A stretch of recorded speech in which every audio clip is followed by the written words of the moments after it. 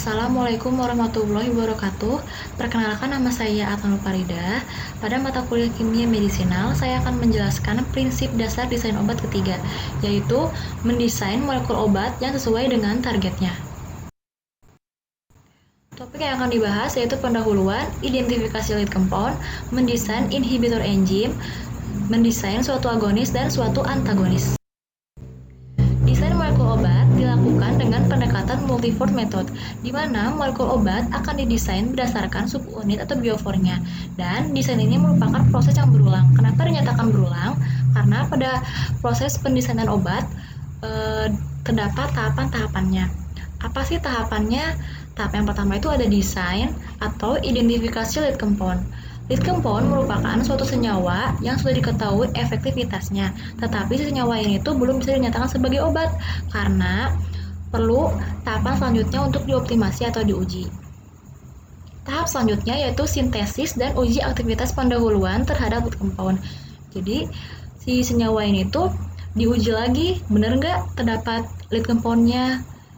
Setelah itu dilakukan optimasi farmakodinamik terhadap lead compound. Tujuannya itu untuk memperbaiki sifat-sifat yang kurang baik terhadap lead compound.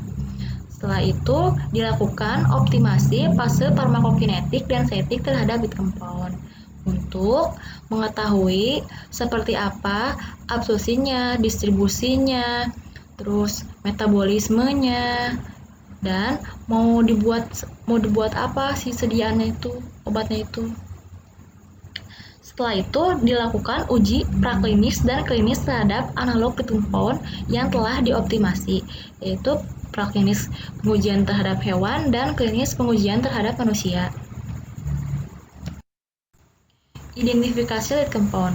Identifikasinya itu dapat dilakukan secara kebetulan berasal dari sumber endogen seperti hormon, enzim, neurotransmitter, metabolit tanaman, dan desain obat rasional, sintesis kombinatorial dan HTS, genomik dan proteomik. Desain inhibitor enzim. Jadi, obat itu tidak memiliki efek, tetapi hanya mempercepat atau memperlambat suatu mekanisme molekul yang terdapat dalam tubuh. Contohnya itu enzim. Normalnya enzim itu mempercepat proses metabolisme tubuh atau sebagai katalis. Dan istilah obat yang mempercepat suatu kerja enzim disebut aktivator, sedangkan obat yang memperlambat suatu kerja enzim yaitu disebut inhibitor. Dan inhibitor ini terdapat dua, yaitu bekerja pada sisi aktif dan bekerja di luar sisi aktif.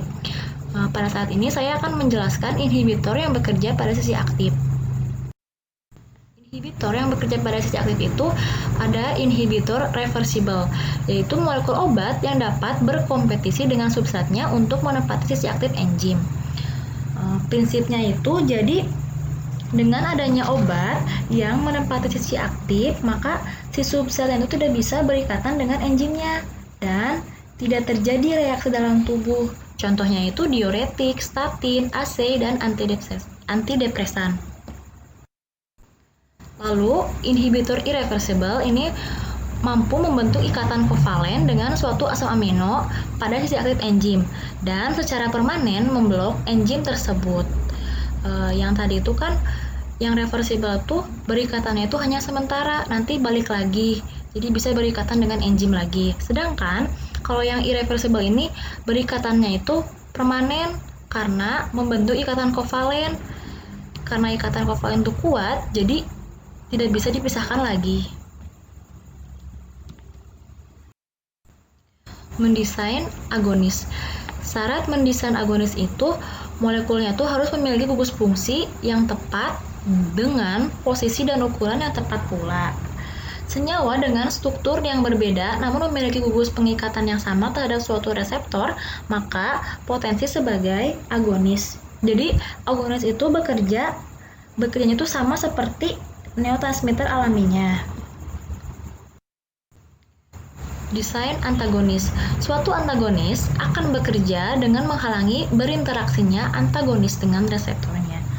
Jadi bekerjanya itu ada yang di luar sisi aktif, ada yang pada sisi aktif.